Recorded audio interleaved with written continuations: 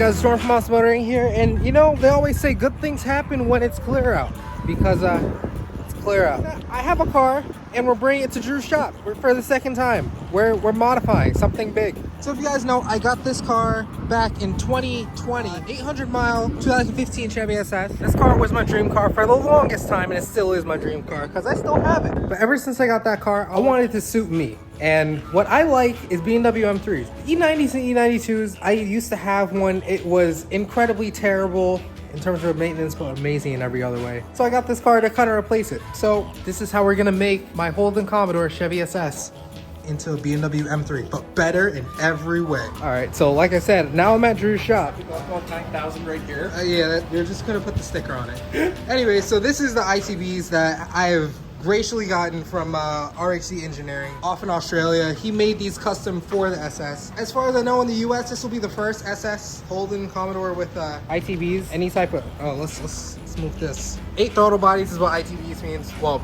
individual, because 1 per cylinder. And he has adapted it with an electric motor. As it spins this with the motor, all these turn, and we get lots of air. So I've also gotten a full calibration already set, well, a base tune from my tuner, DD Tech down in Louisiana. Really grateful for him doing this, because obviously no one's really done this before. So especially mathless, this is speed density. This is B&W things, which is why this is a BMW M3 SS Commodore. BMW badges again? It's time to bring the BMW badges back. So right now we're trying to pull out the fuel control module fuse, so that we can run the car to empty and pull out the car, well, the fuel rail, so that we don't have fuel squirting on us when we're trying to take it out. And I'm leaving the fuse on the panel in the trunk. That works. Yeah, so this car is port injection, which means it injects straight into the intake manifold instead of inside the head. So you don't get carbon buildup like certain BMWs and all that stuff, but they say it's not as good for power. Listen, LS over LT all day. I gotta snake this out.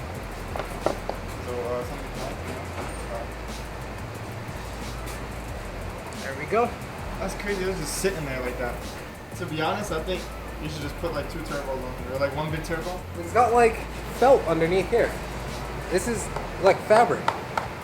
I don't know what that's for, but that's kind of cool. I'm just bleeding all the fuel out. Just making sure no gasoline goes everywhere, just gently. So what'd you take off in order to do that? So on the front of this fuel rail, it's kind of like a tire cap. There's this nice little cap that you just screw off, and there's a Schrader valve in there. That's what a lot of guys use if they have to test the fuel pressure. They just screw that right on there. But for me, I'm just using it to bleed the system out, so it's easier for me to take the fuel lines off and there's less spillage. We don't want spillage, all we want is power. Especially after my truck just caught on fire. And keep that over there. So pretty much what we just had to go through, we're trying to figure out, so we have, of course, all LSs have a crossover tube for the 2 fuel rails. This does not come off. This is all one piece. And we're trying to figure out if we go to the intake here. So the crossover tube would go right in the middle of this. And we're trying to figure out, like, you can't go through a shaft that doesn't move, and it can't go through the bottom. This is all one piece.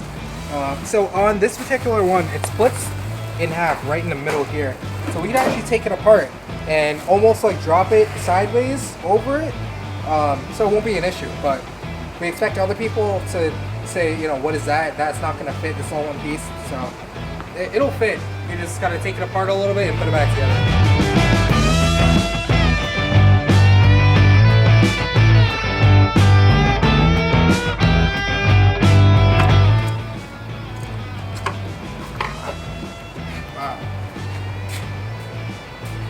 That's crazy. That box.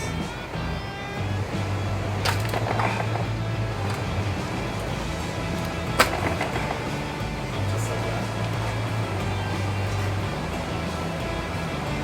Oh, careful. I've been baptized. Just want to make sure that the O-rings are clean. I'm going to clean all these O-rings off. You know I'm getting serious when I have to pull the gloves out. I finally was able to get the fuel rail in and the injector set in place.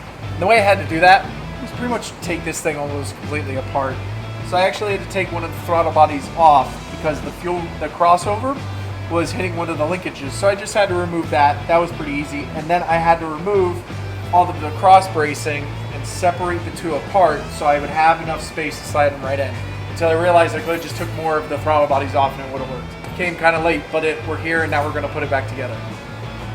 Man, you spent an hour at Wawa. Don't hate me.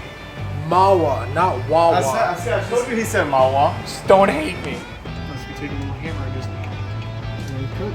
Pretty much what we had to do here, I'm pretty sure you saw it before, so we had to clearance out this crossover tube pretty much for the flow line. Right here and here, because I hit the linkages a little bit, ball peen hammer, couple of taps, it's perfectly fine now. So trust me on it, it's fine now. Anyways, it's time to put this thing on here and start connecting up all the vacuum lines and anything else. Put the gaskets on it, and then torque the manifold down, and then figuring out where hoses go again. Yep. And then, of course, we're loading up the base tune and everything, so should be fun.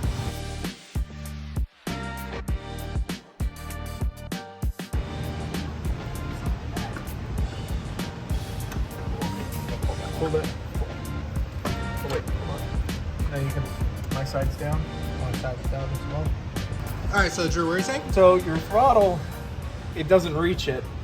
Yeah. So I've had to kind of pull the harness very gently over a bit, and it's getting hung up on that clip right there. So if I just pop that off, that will actually give less stress on your harness itself. And then when you get your extender, you just have to pop it back in. That's it.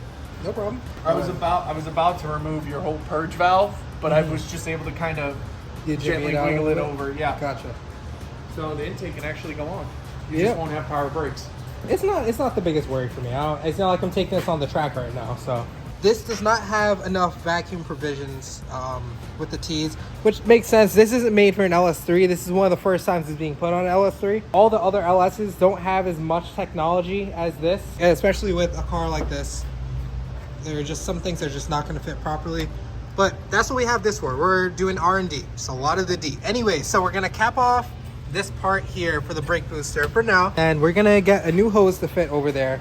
Hopefully a couple days or so I'll order one and we'll be fine with that.